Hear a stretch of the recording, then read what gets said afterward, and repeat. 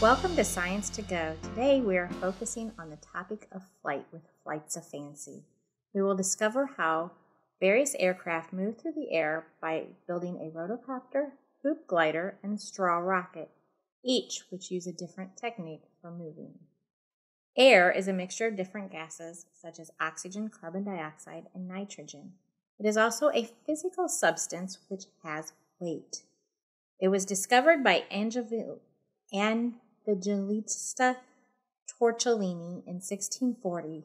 He was experimenting with measuring mercury when he discovered that the air put pressure on the mercury, meaning that the air must have mass or weight in order to cause the pressure. All things that fly need air.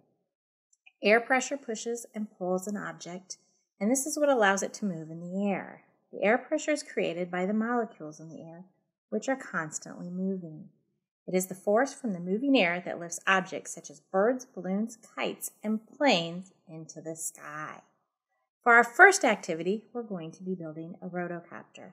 In your kit, you will find the rotocopter pattern and 2 paper clips, one for each rotocopter. First thing you need to do is cut along the solid black lines of your rotocopter. You'll see them on the edges, right by the letter B and between the letters A's. Once that is completed, it will look like this. What you're going to do next is fold on the dotted lines. You'll see the B's at the bottom. You can fold either side first. And once those are folded in, you will fold up the D's and the C. Line up with the C and fold upward. Once you have those folded, it will look like this. You'll put a paper clip on the bottom. This is to help it have mass. You will then take the 2 A's, fold one backwards and one forwards. So once you're completed, your rotocopter will look like this. Next, toss it up into the air and watch it spin towards the ground. For anything to move in the air, it must have lift. Lift is the force that allows objects to move upward and must be greater than the weight of the object. In the case of the rotocopter, lift is created when it is thrown into the air. Drag is the force opposite of lift and pulls the objects downward. The weight of the paper and the paper clip causes the drag on the rotocopter, so along with gravity, that pulls the rotocopter to the ground.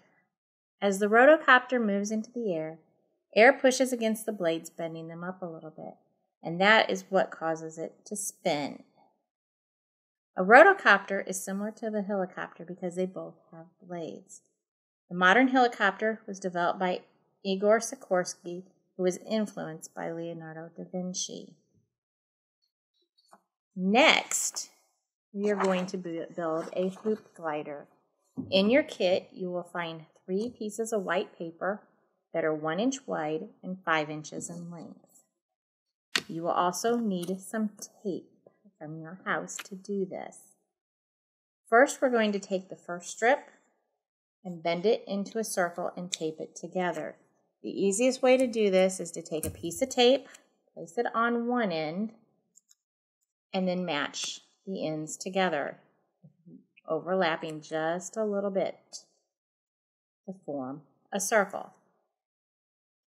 You're going to take the second strip, place a piece of tape along that one. We're going to place the second strip straight against it. So we're going to make a large circle. Once you have that taped together, take a tape to one of the other ends, round the next end together, and then you have a circle that's twice as big as your first.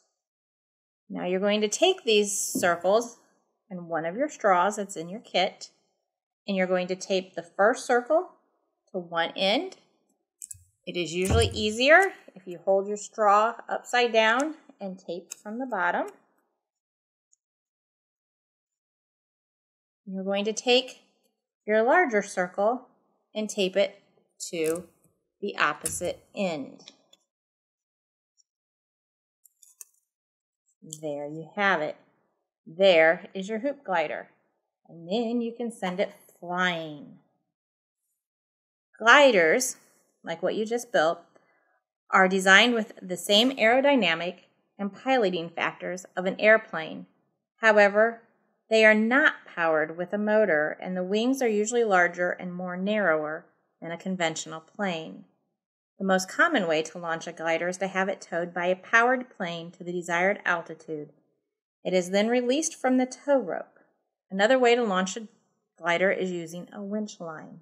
A long cable connects the glider to a winch. It is pulled along the ground as it rises into the air. When it reaches the desired altitude, the cable is released. Since there is no power, gliders will eventually drift back to Earth. However, by balancing the forces of gravity, lift, drag, and thrust, and wind currents, the glider may stay in the air for hours. For our particular glider, we've replaced the typical wing with hoops. The straw stays in the air because the large hoop creates drag or air resistance. It keeps the straw level. The smaller hoop keeps the straw flying straight. Even though the hoops are heavier than the straw, it will not turn over. This is because objects of different weights tend to fall at the same speeds, thus the hoops stay upright. Our third activity is a straw rocket. You will need the second straw in your kit, the white piece of paper that is that size, since it's a 2 by 2.5 rectangle, and the rocket template. You will also need tape.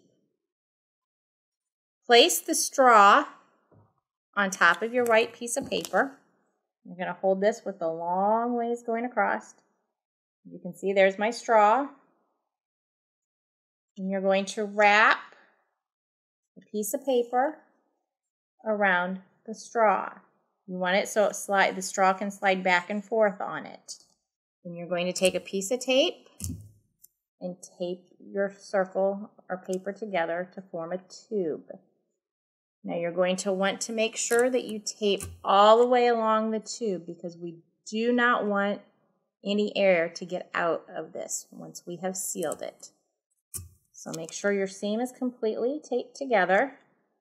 And you're going to take one end of it and you're going to pinch it together. And then you're going to also place tape on that. And at this point, what you would probably need to do, take your straw, place it in your tube, and give it a blow to make sure that it will fly and there isn't any air leaking out of it. So you go. Once you know it flies really well, take your rocket template, cut it out. You can color it if you would like, or you could just place it on like I did. Place the tube on the bottom of the rocket, tape it in place. Once you have that together, place it on your straw and blow, and your rocket will go flying. There are variables that determine how far a rocket will go. First, there must be enough force to propel the rocket forward. The force is usually created by igniting fuel. The exhaust gases created from the burning fuel push the rocket forward once the force of gravity has been exceeded. Drag is the force acting against the rocket and will slow it down. The most common cause of drag is friction. Factors must be considered when designing and launching a rocket so it will reach its destination. The angle of launch will also affect the direction of a rocket. In the case of our straw rocket, blowing air into the straw causes the straw chamber to fill with pressurized air. The force of the air exceeds the force of gravity and the rocket is launched. The rocket will continue to move until gravity and friction cause it to fall. Changing the style of the rocket and the angle it is launched will also affect the rocket flight's path. Thank you for joining us for Science to Go. If you wish to explore the science of flight in more detail, there's information for additional activities for each of the projects we created in the Going Further section of your handout. For example, you may create a smaller or larger version of the rotocopter, and see how they fly as compared to the original. Also, there's a list of books for more information on flight, glider, helicopters, and rockets. Thank you.